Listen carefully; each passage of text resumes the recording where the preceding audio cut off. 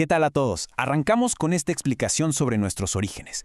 Fíjense que muchísimo antes de las gigantescas pirámides de Teotihuacán o de los imperios azteca e inca que todos conocemos, este continente era prácticamente un lienzo en blanco. Y bueno, para entender cómo despertó todo, tenemos que irnos súper atrás.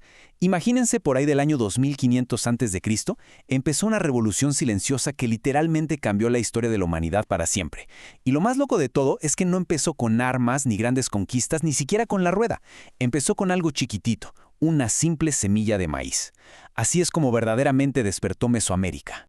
Y si trazamos este recorrido de más o menos 1300 años, vemos un cambio radical. Pasamos de tener estas pequeñas tribus nómadas súper dispersas a ver el surgimiento de civilizaciones monumentales, súper estructuradas. O sea, el salto es impresionante. De andar buscando comida por todos lados en el 2500 a.C., a ya estar construyendo las primeras grandes capitales para el 1200. En este bloque de tiempo, literalmente, se sentaron absolutamente todas las bases de las culturas prehispánicas. Pero a ver, ¿qué impulsó este cambio tan monumental? Pues fue pura causa y efecto. Durante milenios, sobrevivir significaba moverse de un lado a otro persiguiendo animales o buscando buen clima.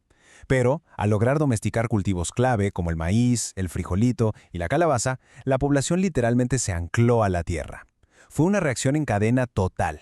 La agricultura requiere cuidado constante, ¿no? Entonces, los antiguos cazadores tuvieron que frenar su marcha y convertirse, definitivamente, en aldeanos. Y claro, esto nos lleva directo al sedentarismo. Al quedarse a vivir de forma permanente cerca del agua, digamos, junto a los ríos, nació un estilo de vida completamente nuevo. Ya con esa estabilidad geográfica, llegaron nuevos retos cotidianos. Ya no bastaba con cazar algo y comérselo al momento, ahora tenían cosechas que debían almacenar y procesar. Y así, ¡pum!, nace la cerámica rústica de arcilla. Y esto es importantísimo, porque no solo era hacer vasijas por hacerlas, esto representaba las primeras cocinas formales y, más que nada, la garantía de tener comida segura a largo plazo para toda la comunidad. Hay que entender que dejar atrás la vida nómada no fue un accidente, para nada. Fue una elección consciente y súper monumental. El hecho de decidir construir chozas junto a un río, dedicarle muchísimo tiempo a moldear ollas de barro y cuidar la milpa, vaya, fue un punto de no retorno. Estamos hablando del mismísimo nacimiento de la vida en comunidad tal y como la conocemos hoy. Avanzando un poco hacia el año 2000 a.C., la cosa se pone aún más interesante, porque la vida en estas aldeas empezó a variar dependiendo de la región. Por ejemplo, en la zona del Soconusco, allá entre Chiapas y Guatemala, apareció un grupo fascinante, los Mocaya. Ellos eran la gente del maíz, pero ojo, no solo eran buenísimos para la agricultura, sino que fueron los pioneros absolutos en experimentar con el cacao. Básicamente, sentaron las bases para la historia del chocolate. Aquí vemos cómo el ecosistema local dictaba por completo el desarrollo de la cultura. Al mismo tiempo, en lugares como los valles de Oaxaca o la Cuenca de México, las comunidades se dieron cuenta de que ya no solo producían para sobrevivir. Con el estómago lleno, ¿qué pasa? Pues que el espíritu humano se pone a crear. Empezaron a usar el barro para hacer su propio reflejo, creando figurillas de mujeres muy enfocadas en celebrar la fertilidad, tanto de la figura femenina como de la mismísima tierra que los estaba alimentando.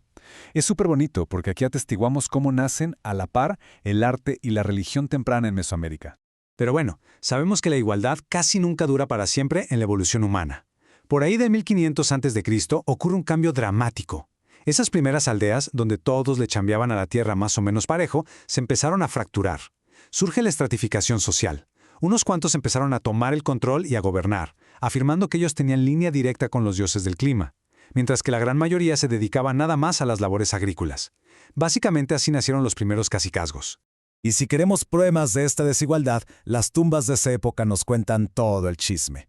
Resulta que mientras a la gente común la enterraban con poco o nada, a los primeros gobernantes los sepultaban con unos lujos impresionantes.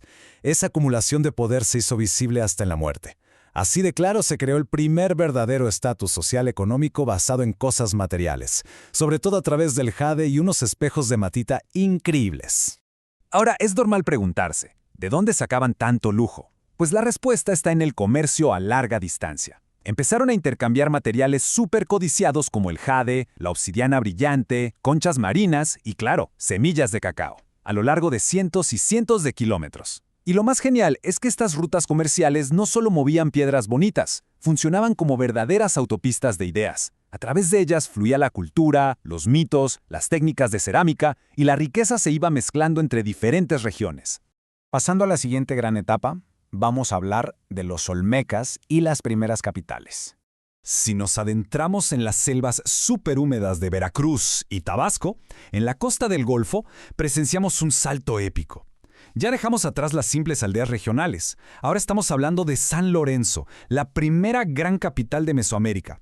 Era un centro ceremonial inmenso, planeado al milímetro. Y lo más asombroso es la enorme ingeniería detrás de todo esto. Lo construyeron sobre una meseta artificial gigantesca. El control del ser humano sobre su entorno había llegado a un nivel completamente majestuoso. Y ya que hablamos de cosas colosales, de verdad es una locura pensar en los logros de estos pobladores.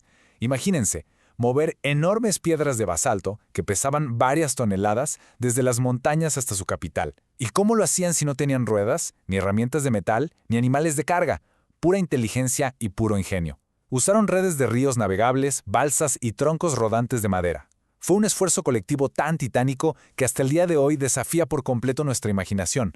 Todo ese enorme esfuerzo terminó convertido en un lenguaje eterno tallado en piedra. Fue como el clímax simbólico de la época, esculpiendo los rostros gigantes de sus gobernantes. Pero por encima de los hombres, hubo una figura que se coronó como el jefe absoluto, el jaguar. Al jaguar lo elevaron a Dios supremo.